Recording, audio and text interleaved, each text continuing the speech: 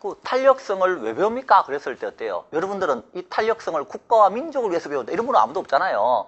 학계로는 다 무슨 학문이라고요? 돈농거리는 학문이라고 그랬어요. 그러니까 탄력성을 배우는 이유도요, 돈 때문에 배우는 거예요. 돈 때문에. 근데 책에다가 어때요? 돈 이렇게 써놓으면요, 고상한 책이 안 되기 때문에 항상 표현을 바꾼다고요. 그럼 어떻게 표현을 바꿀 건데? 그랬을 때, 자, 학원의 원장님이라고 생각해 보세요. 매년 학원 원장님들은요, 어떤 생각을 할 것 같아요? 올해는 수강료를 올려볼까 내려볼까 이런 고민할까 안 할까요? 하겠죠. 뭐 때문에 수강료 올리고 내리고 막 할까요?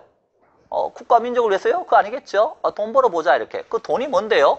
다른 말로 하면 총수입이라고 하는 거예요. 이 총수입과의 관계 때문에 그런 거예요. 그러면 원장님의 학원 생각해보세요. 원장님의 총수입은요, 어떻게 결정될 것 같아요?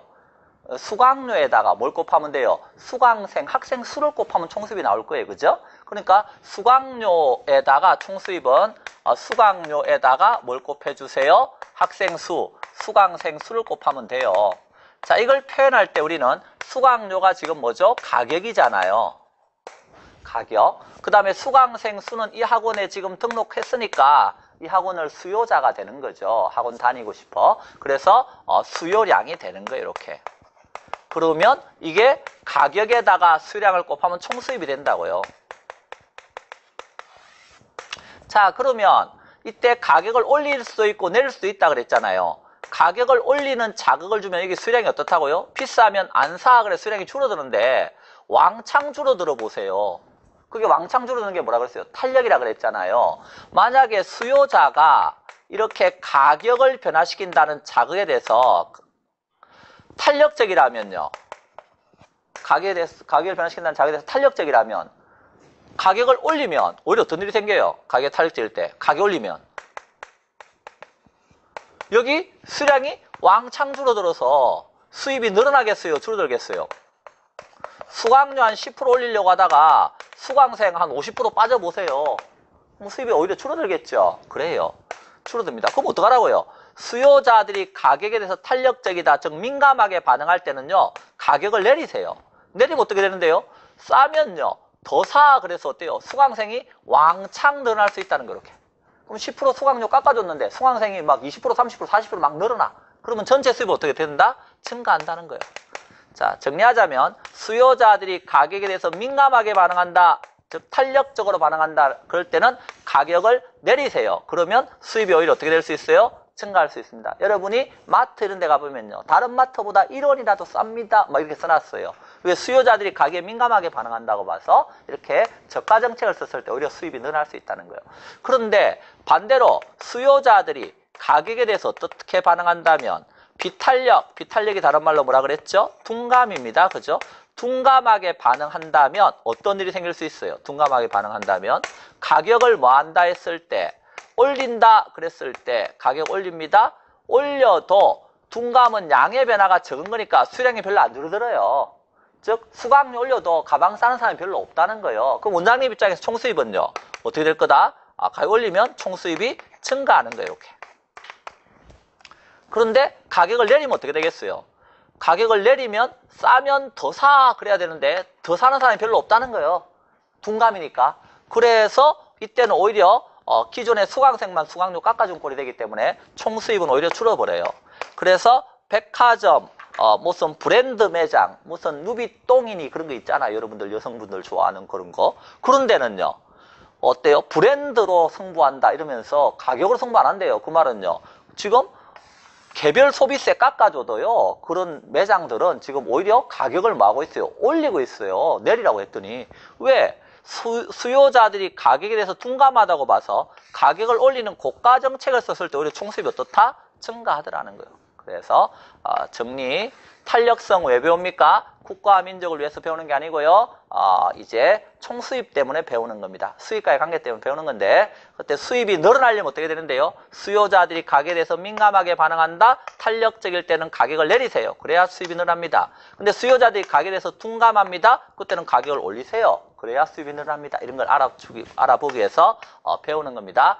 여러분이 공부량이 조금 더 되면 이제 뭐에 대해서도 배울 거냐면, 조세의 전가와 기착이라고 하는 것을 조세정책 가서 자세하게 배울 겁니다.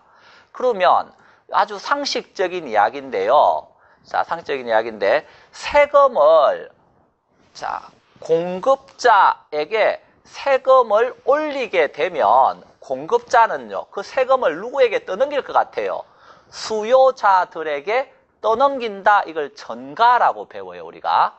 그러면 이제 조세정책과 다시 한번 설명하겠지만 이 탄력성과 관련해서 수요자들이 자, 전가한다는 말 한번 생각해 보세요. 학원에 세금이 부과되었습니다. 그럼 원장님은요, 뭐 올려서? 수강료 올려서 수요자인 여러분에게 전가 떠넘기고 싶어요. 그런데 원장님 이 자리에 와서 이렇게 말씀하시네요. 여러분, 세금이 나왔어요. 세금 때문에요. 수강료 좀 올리겠습니다. 이랬더니 여러분이 이제 반응이 나오겠죠. 뭐 어떻게 반응할 거예요? 이제 가방 싸는 사람이 생기는 거죠. 비싸면 안 사 이러면서 어때요? 그때 만약에 탄력적이면요. 수강료 올린다 그랬더니 어때요? 여러 명 많은 사람이 막 가방 싸고 있어요? 그럼 원장님 입장에서는요. 뭐라고 말해야 되는 거예요? 가만히 계산을 해보니까 괜히 수강료 세금 때문에 한 10% 올리려고 했는데 50% 60% 수강생이 다 가방 싸고 나가면요. 큰일 나겠죠? 그러면 그때는 원장님이 뭐라고 말씀하시냐면 이렇게 말하는 거예요. 여러분 고정하시고 이렇게. 세금 원래 누가 많이 내는 거예요? 제가 많이 내는 겁니다. 이렇게. 여러분에게 별로 전가 안 시킬게요. 이렇게 나간다는 거예요. 자, 다시 써볼게요. 수요자들이 가격에 대해서 어떻다? 탄력적이다. 자, 즉 가격에 대해서 탄력적이다는 말은 수요자들이 여기에서 가격을 올립니다. 그랬을 때 어떻게 반응하는 거라고요? 민감하게 반응하는 거라고요. 민감하게 반응할 때는요. 세금이 10만 원이 나왔어요. 그 10만 원을 수요자에게 전가시키려고 했더니 수요자들이 민감하게 반응해요. 저 가방 싸려고 그래요. 그럼 원장님 뭐라고 말하는 거예요? 여러분 고정하시고 세금은 누가 많이 내는 거예요? 제가 많이 내는 거예요. 공급자인 제가 이 세금 중에 8만 원 낼 테니까 수요자인 여러분은요. 한 2만 원만 내주세요 하고 사정한다는 거예요. 자, 즉 여러분이 민감하게 반응할 때는 수요자의 기착되는 목, 즉 수요자 부담이 줄어들어요. 이렇게. 자, 조심하실 것은 수요자 부담이 작다는 말은 이 10만 원 중에서 수요자가 적게 낸다는 뜻이에요. 세금을 전혀 안 낸다는 게 아니에요, 지금. 그러면 세금이 없었을 때는요. 세금이 없었을 때는 수강료가 100만 원이었어요, 이렇게. 1년 수강료가 100만 원이었어요. 그런데 세금이 10만 원 부과되는 바람에 여러분은 지금 얼마가 되는 거예요? 탄력적으로, 수요자가 지금 탄력적으로 반응할 때는 102만 원이 되더라, 이 소리예요. 옛날보다 가격이 내려간 게 아니에요. 세금이 없었을 때 비해서. 세금이 있었을 때는 지금 어때요? 102만 원이 되더라. 근데 만약 수요자가 비탄력이면 어떻게 될 것 같아요? 비탄력은 둔감이라 그랬죠. 그 말은요.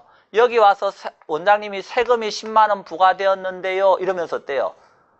세금 때문에 수강료 좀 올려야 되겠어요. 그래도 여러분이 어때요? 가방 사는 사람이 별로 없는 거야. 그럼 원장님은요.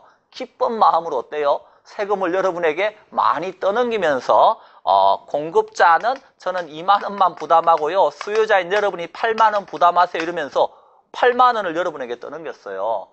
즉 수요자의 부담이 커졌죠. 자, 그 말의 의미는 세금이 지금 없었을 때는 100만 원인데요. 세금이 부과되었을 때 지금 얼마 수요자에게 떠넘겼다고요? 8만 원. 그럼 얼마가 되는 거예요? 108만 원이 되는 거라고 이렇게. 자, 정리합니다. 세금이 부과되면 어떤 일이 생깁니까? 그랬을 때 세금이 부과되면 보시다시피 탄력성에 따라서 기착 정도가 달라지는데요. 수요자들이 이때 민감하게 반응했다. 그러면 수요자의 부담은 줄어듭니다. 근데 수요자들이 어때요? 비탄력적, 즉 둔감하게 반응했다. 그러면 수요자 부담이 어떻다? 커진다. 이 말은 세금 10만 원 중에서 기착되는 몫이 수요자가 많다는 뜻이에요. 그럼 수요자가 여기서 8만 원을 부담하는 꼴이 되는 거고 여기는 어떻다? 2만 원을 부담하는 꼴이 되더라. 10만 원 중에서. 그런 뜻입니다. 자, 정리합니다. 자, 그러면 하나만 더 살펴보죠. 이 경우에 2만 원을 부담했던 8만